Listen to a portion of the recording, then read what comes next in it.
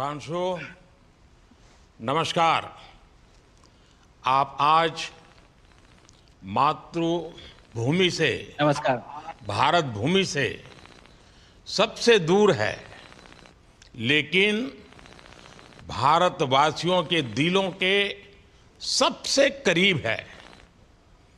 आपके नाम में भी शुभ है और आपकी यात्रा नए युग का शुभ आरंभ भी है। इस समय बात हम दोनों कर रहे हैं, लेकिन मेरे साथ 140 करोड़ भारतवासियों की भावनाएं भी हैं। मेरी आवाज में सभी भारतीयों का उत्साह और उमंग शामिल है। अंतरिक्ष में भारत का परचम लहराने के लिए मैं आपको हार्दिक बधाई और शुभकामनाएं देता हूं। मैं ज्यादा समय नहीं ले रहा हूं, तो सबसे पहले तो ये बताइए, वहां सब कुशल मंगल है? आपकी तबीयत ठीक है? जी प्रधानमंत्री जी, बहुत बहुत धन्यवाद आपकी विशेष का और 140 करोड़ मेरे देशवासियों की विशेष का। मैं यहाँ बिल्कुल ठीक हूँ, सुरक्षित हूँ। आप सबके आशीर्वाद और प्यार की वजह से बहुत अच्छा लग रहा है। बहुत नया एक्सपीरियंस है ये, और कहीं ना कहीं बहुत सारी चीज़ें ऐसी हो रही हैं जो दर्शाती हैं कि मैं और मेरे जैसे बहुत सारे लोग हमारे देश में और हमारा भारत किस दिशा में जा रहा है। ये जो मेरी यात्रा है, ये पृथ्वी से ऑर्बिट की 400 किलोमीटर तक की जो छोटी सी यात्रा है, ये सिर्फ मेरी नहीं है। मुझे लगता है कहीं ना कहीं हमारे देश की भी यात्रा है। बिकॉज जब मैं छोटा था, मैं कभी सोच नहीं पाया कि मैं एस्ट्रोनॉट बन सकता हूँ। लेकिन मुझे लगता है आपके नेतृत्व में आज का भारत ये मौका देता है और उन सपनों को साकार करने का भी मौका देता है। तो ये बहुत बड़ी उपलब्धि है मेरे लिए, और मैं बहुत गर्व फील कर रहा हूँ कि मैं यहाँ पे अपने देश का प्रतिनिधित्व कर पा रहा हूँ। धन्यवाद प्रधानमंत्री जी। शुभ। आप दूर अंतरिक्ष में है, जहां ग्रेविटी ना के बराबर है, पर हर भारतीय देख रहा है कि आप कितने डाउन टू अर्थ है। आप जो गाजर का हलवा ले गए हैं, क्या उससे अपने साथियों को खिलाया? जी प्रधानमंत्री जी, ये कुछ चीज़ें मैं अपने देश की खाने की लेके आया था, जैसे गाजर का हलवा, मूंग दाल का हलवा और आमरस। और मैं चाहता था कि ये बाकी भी जो मेरे साथी हैं, बाकी देशों से जो आए हैं, वो भी इसका स्वाद लें और चखें। जो भारत का जो रिच culinary हमारा जो हेरिटेज है, उसका एक्सपीरियंस लें। तो हम सभी ने बैठ के इसका स्वाद लिया साथ में, और सबको बहुत पसंद आया। कुछ लोग हैं कि कब वो नीचे आएंगे और हमारे देश आए और इनका स्वाद ले सके हमारे साथ। शुभ। परिक्रमा करना भारत की सदियों पुरानी परंपरा है।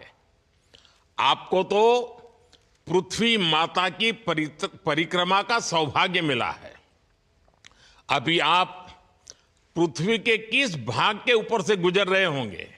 जी प्रधानमंत्री जी, इस समय तो मेरे पास ये इंफॉर्मेशन उपलब्ध नहीं है, लेकिन थोड़ी देर पहले मैं खिड़की से, विंडो से बाहर देख रहा था, तो हम लोग हवाई के ऊपर से गुजर रहे थे। अच्छा। और हम दिन में 16 बार परिक्रमा करते हैं। 16 सूर्योदय और 16 संन्यास, सनराइज और सनसेट हम देखते हैं ऑर्बिट से।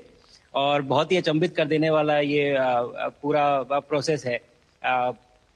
इस परिक्रमा में, इस तेज गति में, जिस हम इस समय करीब 28,000 किलोमीटर प्रति घंटे की रफ्तार से चल रहे हैं आपसे बात करते वक्त, और ये गति पता नहीं चलती क्योंकि हम तो अंदर हैं, लेकिन कहीं ना कहीं ये गति जरूर दिखाती है कि हमारा देश कितनी गति से आगे बढ़ रहा है इस समय, कि हम यहाँ पहुंचे हैं और अब यहाँ से और आगे जाना है। अच्छा शुभ, अंतरिक्ष की विशालता देखकर सबसे पहला विचार क्या आया आपको? प्रधानमंत्री जी, सच में बोलो तो जब पहली बार हम लोग ऑर्बिट में पहुंचे, अंतरिक्ष में पहुंचे, तो पहला जो व्यू था वो पृथ्वी का था। और पृथ्वी को बाहर से देख के जो पहला जो पहला ख्याल और पहला जो थॉट मन में आया वो ये था कि पृथ्वी बिल्कुल एक दिखती है। मतलब बाहर से कोई सीमा रेखा नहीं दिखाई देती, कोई बॉर्डर नहीं दिखाई देता। और दूसरी चीज जो बहुत नोटिसेबल थी, जब पहली बार भारत को देखा तो हम मैप पे पढ़ते हैं भारत को, हम देखते हैं बाकी देशों का आकार कितना बड़ा है, हमारा आकार कैसा है, वो मैप पे देखते हैं। लेकिन वो सही नहीं होता, क्योंकि वो एक हम 3D ऑब्जेक्ट को 2D यानी पेपर पे हम उतारते हैं। भारत सच में बहुत भव्य दिखता है, बहुत बड़ा दिखता है, जितना हम मैप पे देखते हैं उससे कहीं ज्यादा बड़ा। और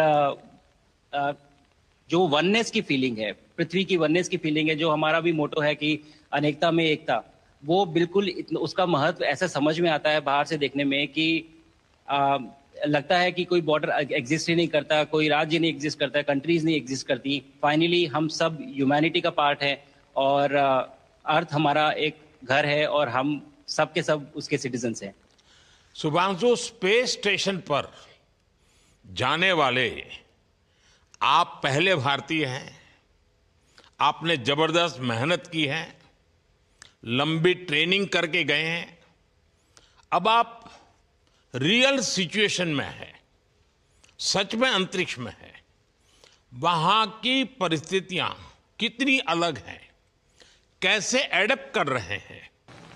यहाँ पे तो सब कुछ ही अलग है प्रधानमंत्री जी। ट्रेनिंग की हमने पिछले पूरे 1 साल में।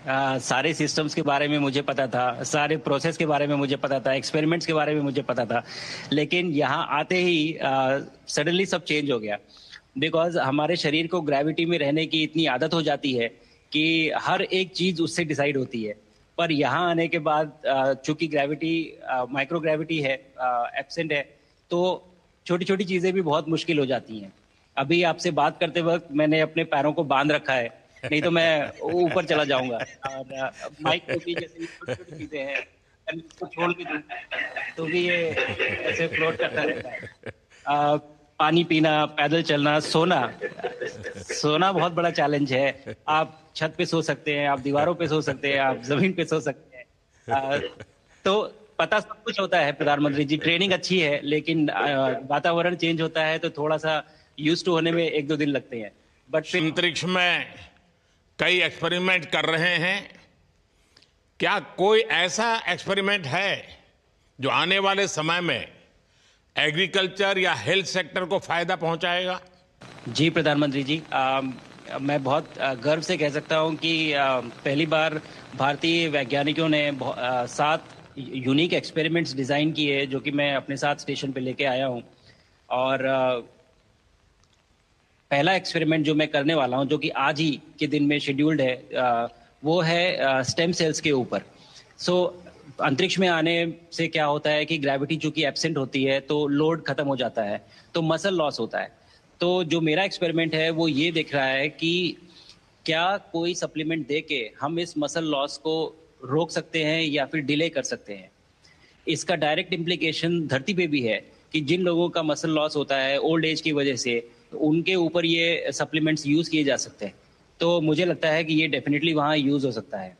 साथ ही साथ जो दूसरा एक्सपेरिमेंट है वो माइक्रो एल्गी की ग्रोथ के ऊपर। ये माइक्रो एल्गी बहुत छोटे होते हैं लेकिन बहुत न्यूट्रिशियस होते हैं।